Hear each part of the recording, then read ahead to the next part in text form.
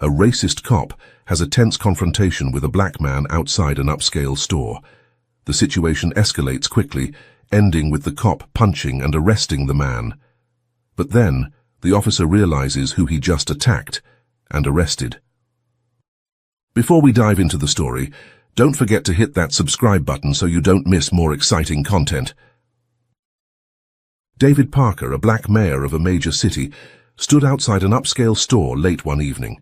The city had quieted down, and the upscale neighborhood was silent, with only the streetlights casting a soft glow on the sidewalk. David was dressed sharply in a suit after a long evening meeting and was waiting for his assistant, Robert, to pick him up. The store he stood by had been closed for a long time, and the darkened glass reflected his lonely figure.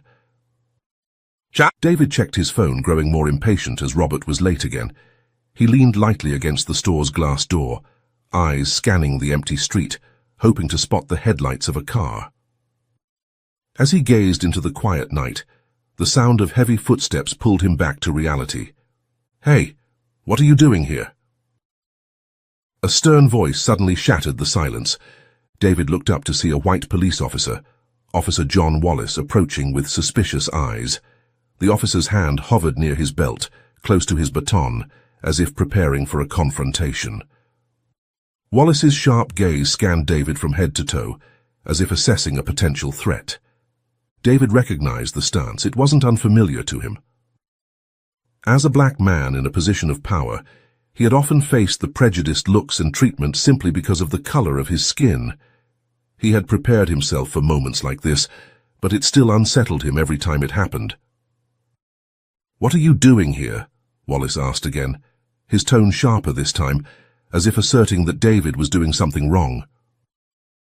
David straightened up, put his phone in his pocket, and calmly responded, "I'm just waiting for someone."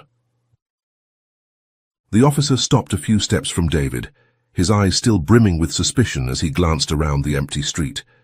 "Waiting for someone at this hour here in front of a closed store?" Wallace questioned, his voice more interrogative than concerned. "Yes," David replied calmly. "My car is running late." Officer Wallace stared at David, his hand now nearly touching the baton on his belt. "Doesn't seem normal. You sure you're not lurking around here up to something?" David felt frustration building in his chest, but kept his face neutral. "I'm not lurking. I'm just standing here waiting for my ride, nothing more."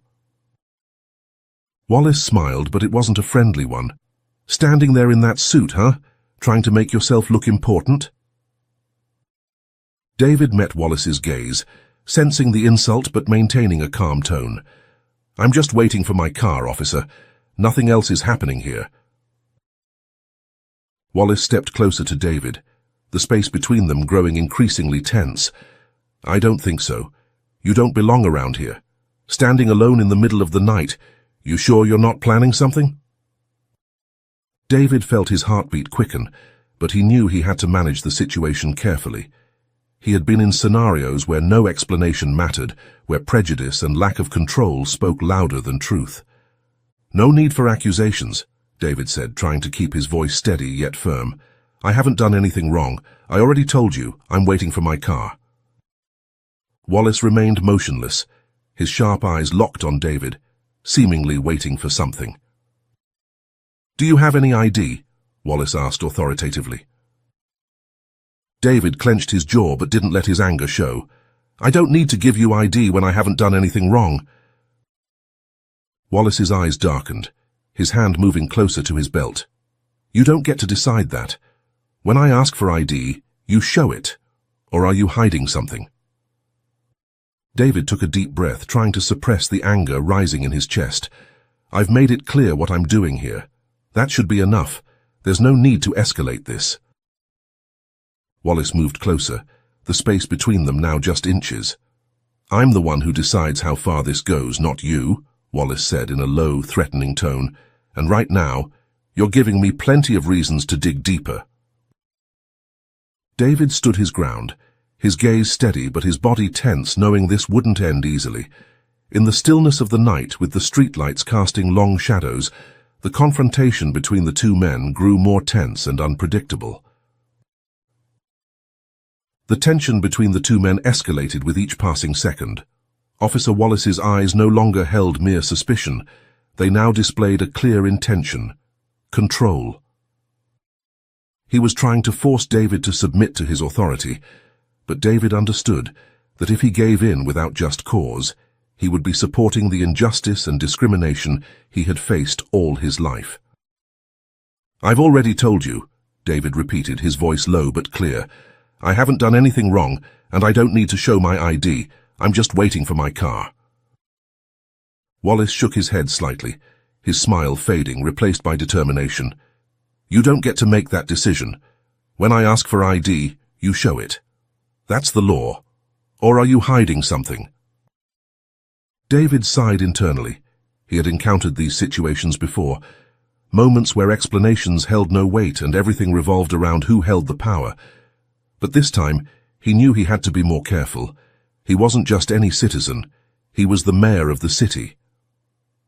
And because of that, he couldn't let himself be drawn into an unnecessary confrontation, especially when he knew prejudice and unchecked authority were shaping the moment. "I've made it clear," David said, his eyes not leaving Wallace's. "I'm just standing here waiting for my car. There's no need for baseless accusations. You don't have any legitimate reason to ask for my ID." But Officer Wallace didn't back down. He took another step closer to David, now only inches apart. Wallace's hand was even closer to his belt, where his handcuffs and baton hung. The air between them thickened as if every word could ignite a confrontation. "You don't belong here," Wallace hissed. "Standing here in the middle of the night, wearing that suit in front of a closed store. You sure you're not plotting something?" David could sense Wallace losing control. The frustration that had been simmering inside David now surged to the surface. It wasn't fear that gripped him, but the blatant injustice of the situation. Even so, he kept his calm, knowing that any misstep could send the situation spiraling out of control. "I have as much right to be here as anyone else," David said, his voice now sharper. "I told you I'm just waiting for my car, nothing else." Wallace's mocking smile reappeared.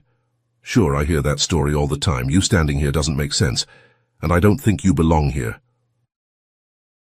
David closed his eyes briefly to keep his frustration from boiling over. He had been through many situations where he was treated unfairly, but this one felt different. This officer wasn't just suspicious of him. He was trying to force David, trying to turn him into a criminal in his own eyes simply because of his skin color. "Then listen closely," David said, his voice growing colder. "I haven't done anything wrong. I'm not a criminal, and you don't have any reason to interrogate me like this. If you have a legitimate reason, say it, otherwise let me be." Wallace took another step forward, now face to face with David. "I don't believe a word you're saying," he said, his voice full of provocation. "You think you can stand here and avoid answering me? I'm the one in charge here, not you." David clenched his fists, trying to maintain his composure. He knew the situation was escalating unnecessarily, and one small misstep could send everything out of control.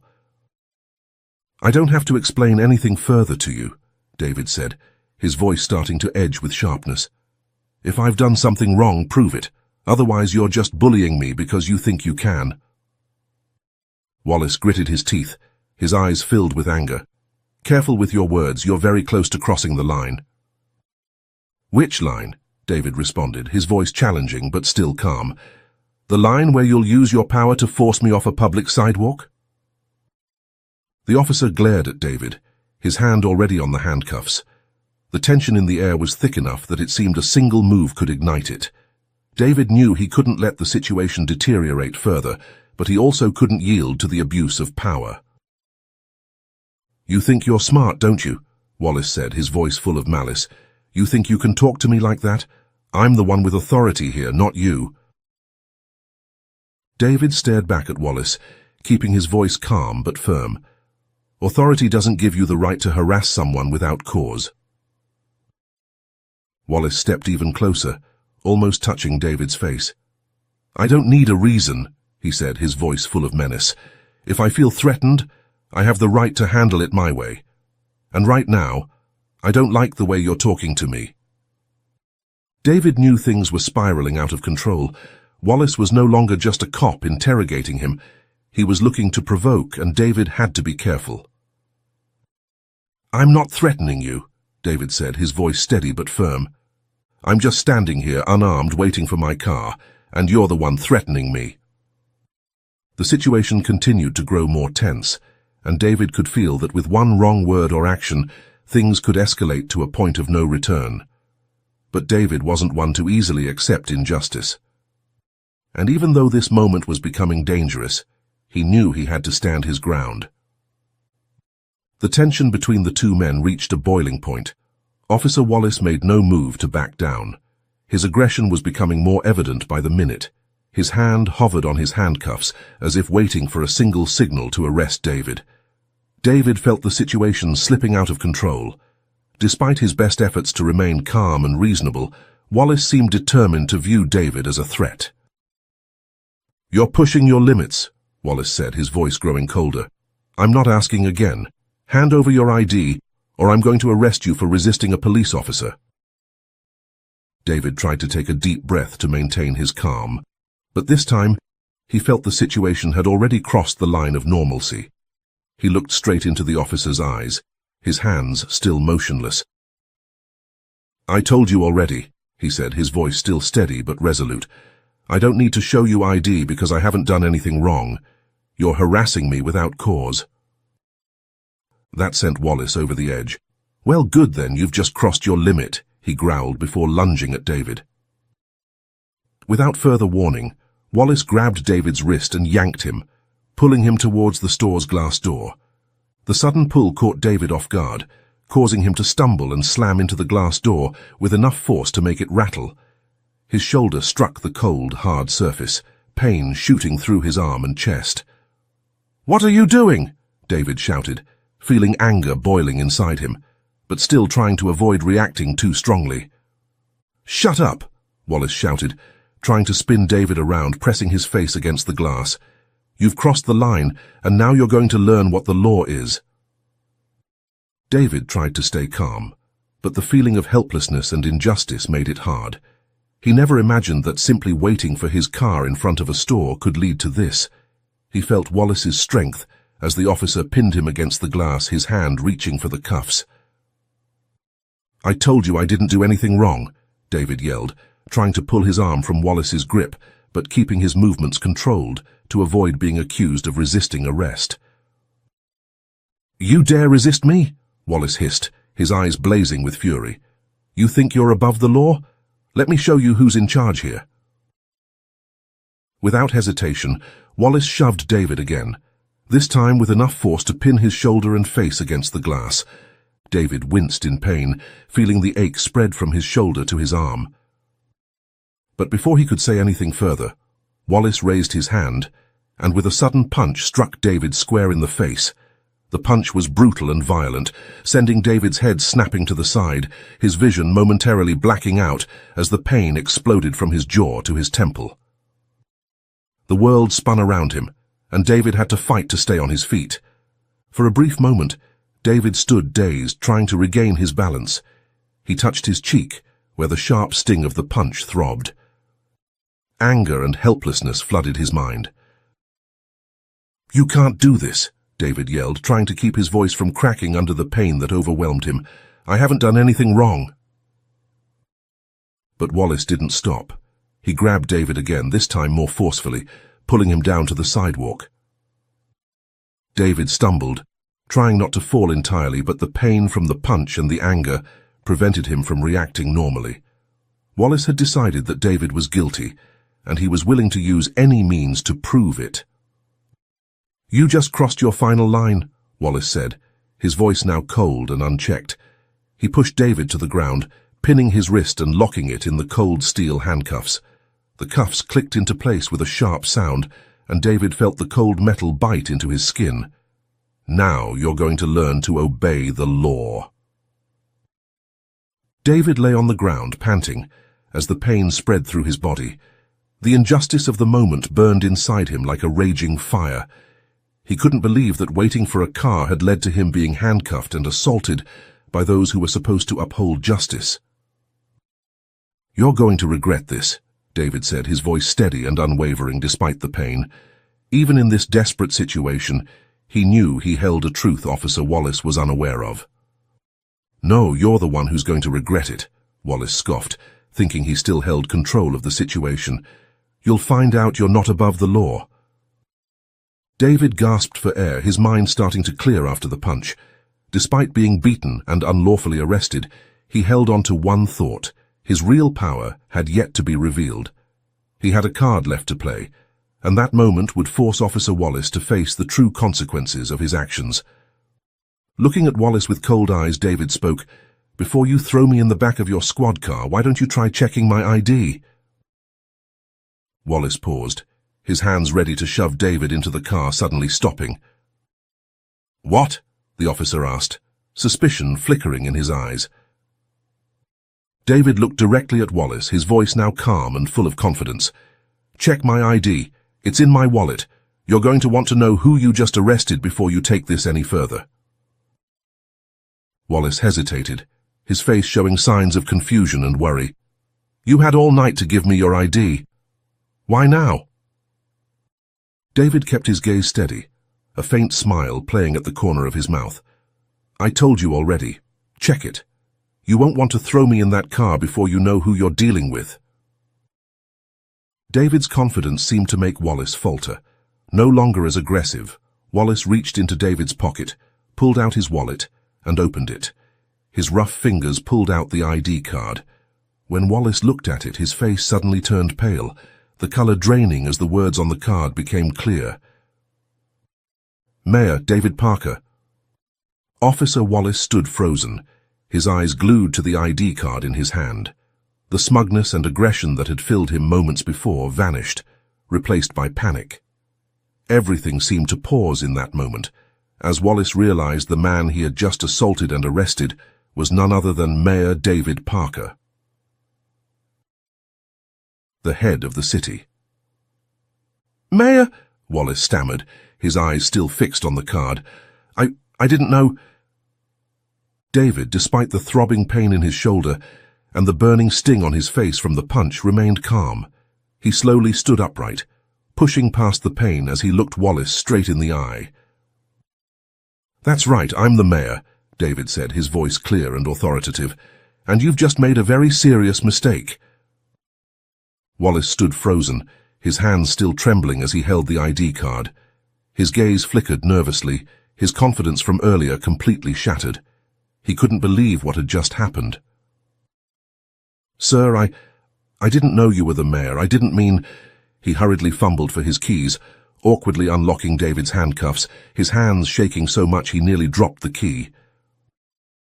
David kept his cold gaze on Wallace, feeling the relief as the cuffs were removed.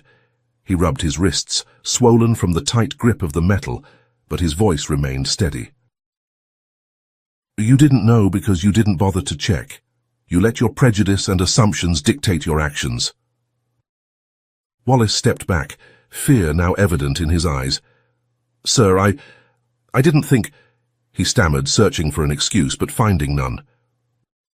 David cut him off, his tone calm but sharp. "That's the problem. You didn't think. You saw me and immediately assumed I was a threat. You didn't care what I had to say, no matter how clear I was. All you cared about was my skin color, and the fact that I was standing here in a place you thought I didn't belong." Wallace took another step back, his face flushed red, but not from anger, from shame.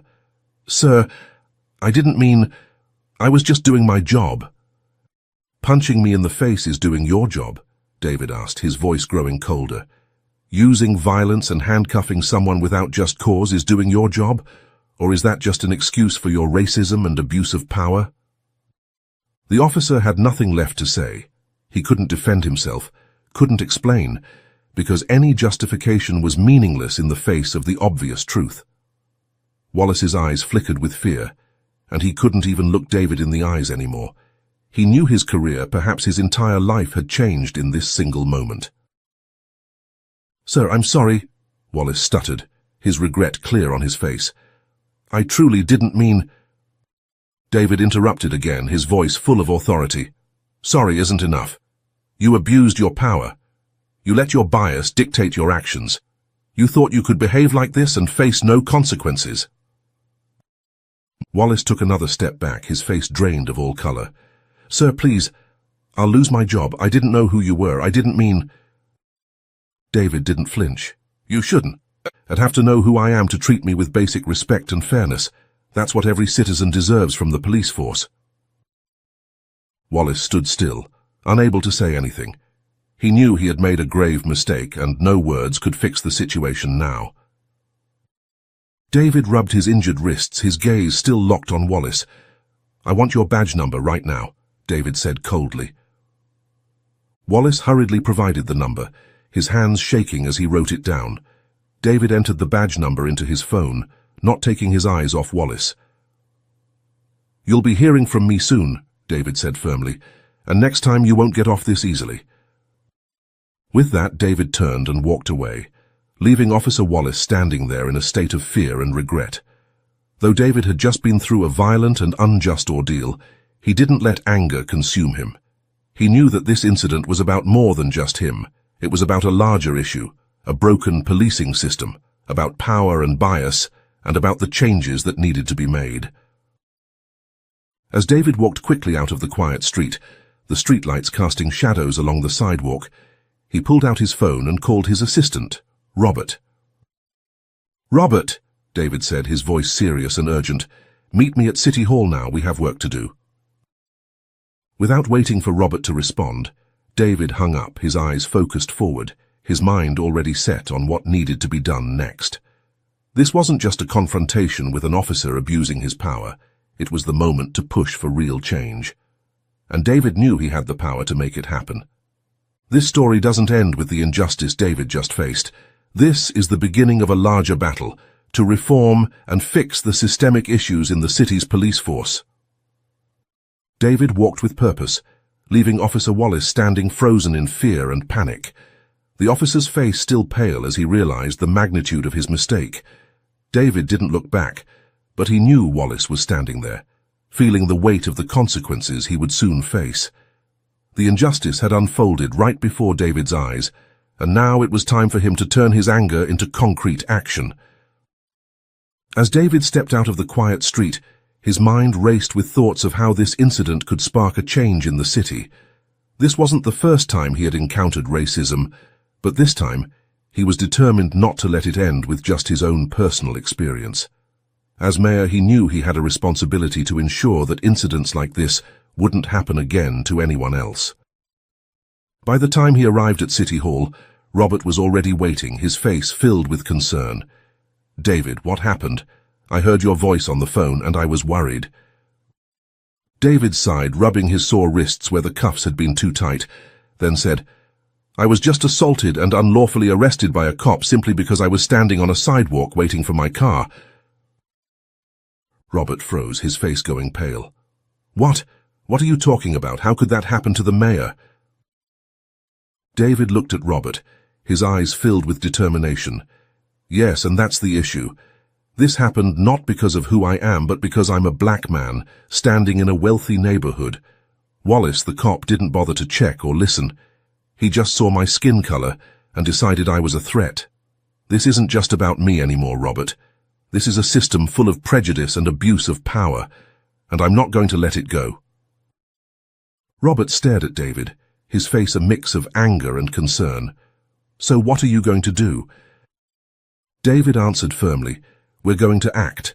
I got the cop's badge number, and the first step is filing a formal complaint. But this is just the beginning. I'm going to make sure this case is public, and that officer is held accountable. Not only that, but I'm pushing for deep reforms in the police system. Robert nodded, a look of determination growing on his face as well. I'll help you. This can't just be a personal complaint. David nodded, his eyes resolute. Exactly, we need to take this higher. We're going to file this with the police department and the chief of police, and if they don't handle it transparently, I'm going to bring it to the public. The whole city needs to know about this. This isn't a small issue, and it's not going to be brushed under the rug. Immediately, Robert and David began to work. They gathered all the evidence from David's ID, the details of Officer Wallace, and a full description of the incident. David prepared a file to submit the formal complaint, but he knew this couldn't just be dealt with through an internal investigation. He needed more. A few hours later, the official complaint was submitted to the police department, but David didn't stop there. He knew that if it was handled internally, there was a risk it could get swept under the rug. So his next move was to meet directly with the city's chief of police, Chief Harrison. The next day, David arrived at the police station with Robert by his side. Both of them had serious looks on their faces. As they walked in, the officers immediately recognized David, and there was an awkward silence as they noticed the faint bruise on his face. A receptionist stood up when she saw David approach. "I need to speak with Chief Harrison," David said shortly, his tone leaving no room for doubt that he was demanding justice. The receptionist quickly nodded and made a call inside. A few minutes later, Chief Harrison, a tall man with graying hair and a serious expression, appeared in the hallway, walking towards David with a tense look on his face. "Mayor Parker," Harrison said, his voice calm but clearly uneasy, "we should talk in my office." David said nothing, just nodded, and followed Harrison into the office. When the door closed behind them, Harrison sighed and sat down behind his desk. "I've heard about what happened last night. This is a very serious situation." David didn't sit. He stood tall, looking Harrison straight in the eye. "Yes, it is. And I'm not here just to talk. I'm demanding a formal investigation into the actions of Officer Wallace. He abused his power and acted with clear racial bias. I won't let this be swept under the rug or handled quietly behind closed doors." Harrison took a deep breath, his eyes betraying his tension. "I understand, and I'm committed to handling this seriously. Officer Wallace has already been placed on immediate suspension pending investigation." David showed neither satisfaction nor displeasure. "I'm not here for a suspension. I want to ensure this incident is handled publicly, transparently, and that any wrongdoing is dealt with harshly. This isn't just a personal issue, it's a systemic problem, and if the system can't fix itself, I'll make sure it's taken before the entire public." Harrison looked at David for a long moment before nodding, his voice lowering. "I understand. You have my word. We will not hide anything, and any misconduct will be dealt with appropriately." David finally sat down, his eyes never leaving the chief's. "I hope you keep your word, because if not, I'll use every tool I have, not just as mayor, but as a citizen demanding justice." Harrison remained silent, then nodded. "I understand." The meeting ended quickly, but David knew it was just the beginning. The fight for justice and system reform had begun, and he wasn't going to stop until everything was fixed. After meeting with Chief Harrison, David walked out of the police station with a sense of determination, mixed with caution. He knew that Harrison's promise might not be enough. This wasn't just a personal matter with one officer, it was a systemic issue, and the system had avoided change for far too long. David needed to ensure that this promise would be fulfilled, and he knew he would face many obstacles ahead. A few days later, a critical meeting was held at City Hall, attended by key leaders, Chief Harrison, representatives from the police union, and senior city officials. David entered the meeting room as a leader, but this time he wasn't just representing himself, he was representing the entire community, those who had been treated unjustly like him. The room fell silent as he entered, all eyes drawn to the faint bruise on his face. David sat at the head of the table, facing Harrison and the police representatives. Harrison sat sternly, trying to maintain his composure, but tension was evident in his eyes. The police union members sat across from David, their eyes defensive, especially given what David had just gone through. The meeting began with formalities and an official report from Chief Harrison on the status of the investigation into Officer Wallace. "Wallace has been suspended, and we're conducting a thorough investigation. I assure you the process will be transparent," Harrison stated, trying to maintain a professional tone. David leaned forward, his eyes cold and determined. "I'm not sitting here to hear about one officer's suspension. We can't address this issue by handling one individual without addressing the entire system. Now is the time for concrete action and reform of our police force. One of the police union representatives, a tall man with a scowling face, spoke up. "Mr. Mayor, we respect the investigative process, but let's be clear. That officer was only doing his duty.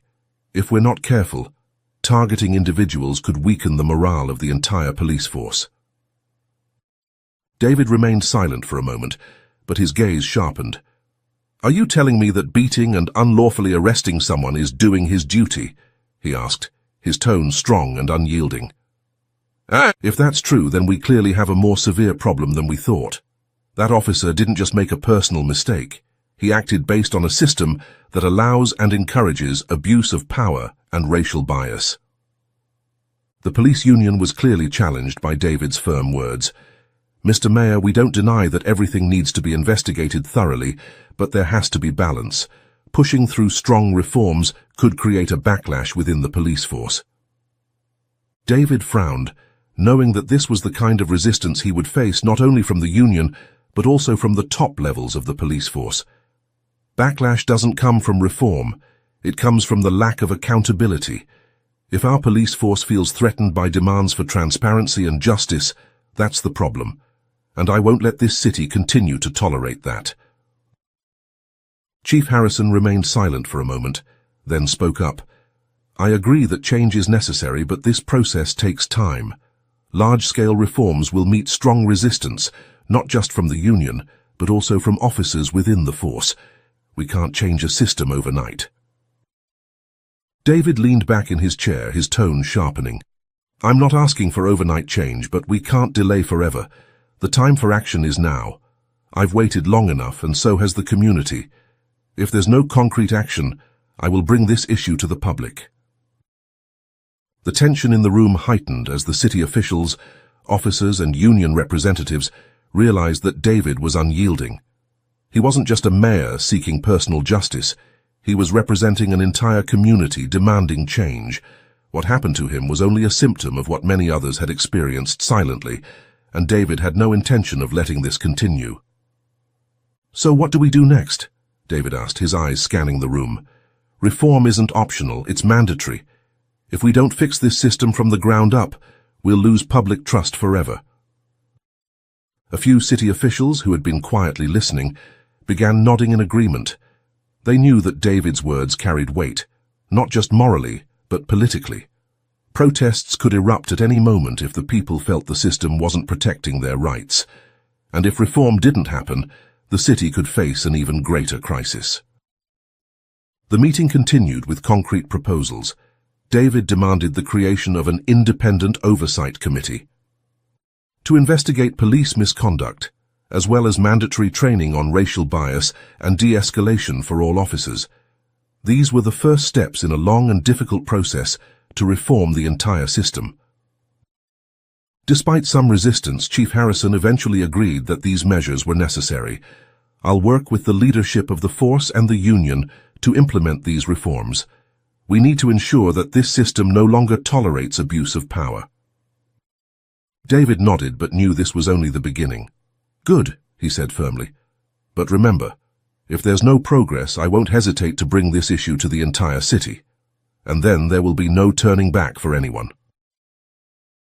The meeting ended with a temporary consensus, but David knew that the real battle for change was still ahead. The reforms would face strong opposition from those unwilling to change, and the process would not be easy.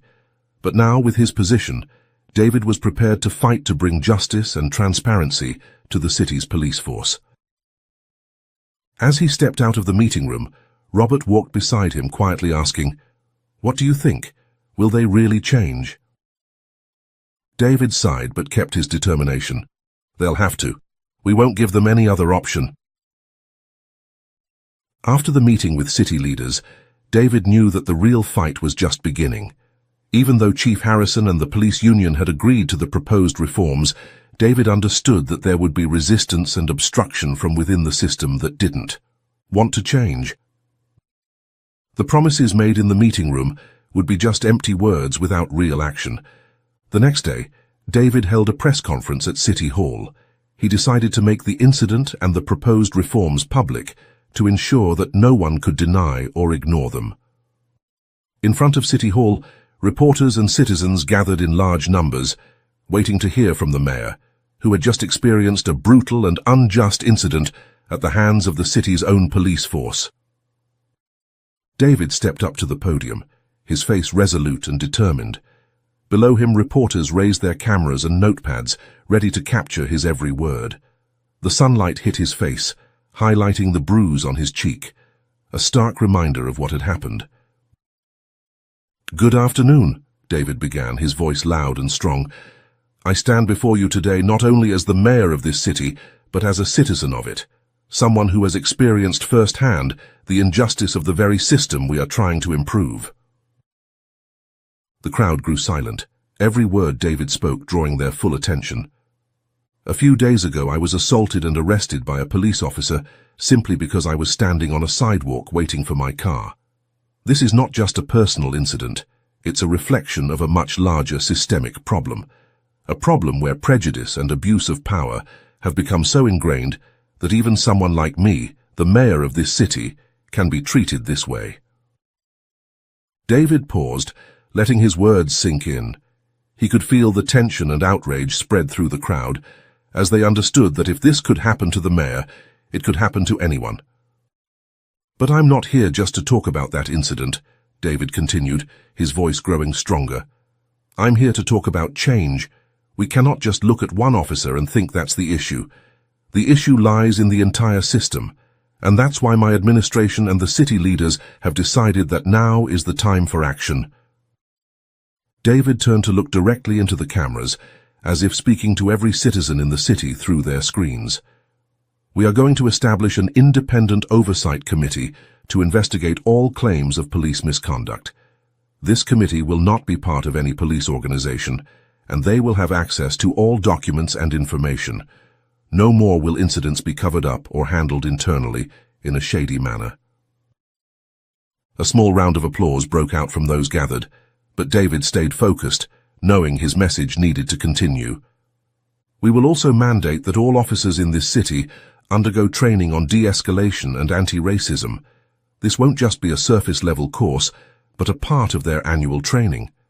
Every officer will need to better understand the community they serve, and they will be held accountable for every action they take." Louder applause began to fill the air as the crowd responded to David's strong stance. He could feel the support, knowing he was saying exactly what so many people had been waiting to hear. "And finally," David said, his voice growing even stronger, "we will make public all complaints about police misconduct, along with updates on the investigation. No longer will these issues be hidden or handled behind closed doors. The people of this city deserve to know that their police force is working to protect them, not to threaten or harm them." The applause and cheers swelled throughout the crowd. David knew that these reforms weren't just promises, they were concrete steps toward changing the entire system. But he also understood this was only the beginning. The battle ahead would be long and difficult. Following the press conference, the public's response became clear. Social media exploded with hashtags about police reform, with many people voicing their support for the changes David proposed. Civil rights organizations and community leaders also came out strongly in favor, demanding that the city implement these measures immediately. But as David had anticipated, not everyone was happy with these proposals. The police union and some officers began publicly criticizing David's reforms. They claimed that the Independent Oversight Committee was an infringement on the authority of the police force, and that mandatory training would weaken the fighting spirit of the officers. They warned that these measures could lead to an increase in crime, because officers would be hesitant to confront criminals out of fear of accountability. David knew he would face opposition. In meetings that followed with Chief Harrison and other city officials, he continued to push for the implementation of reforms. Although Harrison maintained his promise that the investigation would be handled transparently, he also cautioned that there might be internal resistance. "Mr. Mayor, I understand and agree with your proposals," Harrison said in a private meeting, "but pushing these changes will not be easy. Many officers feel threatened by the external oversight." David looked Harrison straight in the eye. Chief, if they feel threatened by accountability, they shouldn't be in the police force. We're talking about the survival of public trust. If we don't act now, things will only get worse. Harrison remained silent, knowing there was no valid excuse. He understood that what David said was true, and despite his concerns about the response from his officers, he also knew the current system couldn't remain as it was. In the end, the meetings concluded with a commitment to implement the reforms David proposed, but David still knew this was only the beginning. Many within the police force would continue to resist change, and the police union would likely keep making things difficult. However, David had no intention of stopping. As David and Robert left City Hall after a long day, Robert turned to him, asking with concern in his voice, "Do you think we can get through this? The pushback from the union and the force could be intense." David stared straight ahead, his eyes full of determination. "We will. This isn't just about a few small reforms. This is a fight for justice and truth, and I'm not stopping until we get it." With those words, David walked forward, knowing the battle was far from over, but ready to fight to the end to change the system entirely. After the press conferences and commitments to reform from city leadership, the opposition from the police union became more apparent than ever. They launched a public campaign against David's proposals, arguing that the creation of an independent oversight committee and mandatory anti-racism training would harm the fighting spirit of the force and weaken law enforcement. The resistance didn't stop at words. Some officers within the police force began showing their dissatisfaction more openly, even hinting at threats of a strike. They claimed that too much oversight would make it harder for them to do their jobs. The police union declared that these reforms would hurt the morale of officers and reduce the force's ability to combat crime. David, though facing major challenges, remained steadfast in his stance. He organized more meetings with community groups, listening to the voices of the people and continuing to push for the necessary changes. He realized that, to counter the resistance within the force, he needed strong support from outside, from the very people the system was supposed to serve. With the support of the community, peaceful protests and media campaigns began to spread across the city, demanding real reform in the police force. The community was no longer passive. They became David's allies in this fight. Civil rights organizations, community leaders, and ordinary citizens spoke out publicly in favor of reform. The pressure from the community grew, forcing city officials and the police chief to accelerate the implementation of the agreed-upon measures. Throughout this process, David didn't waver in the face of criticism or threats from the police union. He understood that change is never easy, especially when it challenges a long-standing system filled with prejudice and unchecked power. He continued to push forward with the reforms, even knowing that this journey would face fierce opposition from those unwilling to change. The media continued to cover David's battle, highlighting both the challenges and the initial progress of implementing the reforms. The public rallied behind him, further empowering him to continue the fight. Peaceful protests grew larger, showing the city's collective determination for justice and transparency in policing. Despite the ongoing resistance, under the pressure from the community and David's unwavering determination, some of the reforms began to take shape. The Independent Oversight Committee was established, and anti-racism and de-escalation training became mandatory for all officers. The change wasn't happening quickly, but the first steps were being taken. David knew this fight was far from over. The police union and some officers continued to obstruct progress, but he believed that with strong public support and relentless pressure, the system would eventually have to change. It was a difficult journey, but he knew he was on the right path, and with his unshakable resolve, he wouldn't stop until justice was fully realized. Ultimately, though the road ahead was still full of obstacles, David could feel that his efforts were starting to make a difference. The police system, slow and fraught with difficulty, was beginning to change, and that was the first victory for him and the entire community. As time passed, the changes David and the community fought for slowly began to have a real impact. The Independent Oversight Committee began its work, and public reports on police misconduct cases were brought to light. Although the progress wasn't as fast as many had hoped, transparency and accountability had been made a priority, and this increased the public's trust in the system. Training programs on racial bias and de-escalation were also rolled out across the force. Officers who participated started to see things differently regarding how they enforced the law and interacted with the community. While there were still dissenting voices and hesitancy from some groups, David knew these were necessary steps toward rebuilding trust and creating a better police force that served all citizens equally. However, not everyone accepted the changes easily.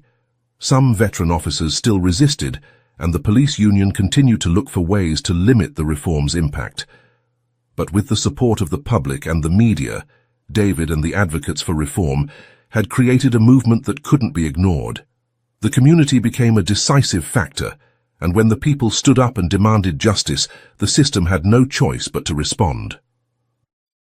On a sunny afternoon, after another press conference announcing the progress of the reforms, David stood outside City Hall, looking out over the city.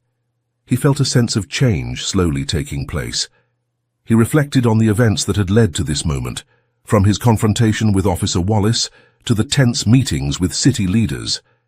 Everything had changed since that moment, not just for him, but for the entire city. Robert walked up next to him, smiling softly. "You did it, David. Things are moving forward and people are starting to see the results." David smiled but kept his eyes focused. "Yes, but this is just the beginning. There's still so much work to be done to ensure that these reforms aren't temporary. True justice isn't a destination. It's a long journey." Robert nodded. "And you'll keep leading the city on that journey." David exhaled lightly, knowing deep down that the fight for fairness and transparency was far from over.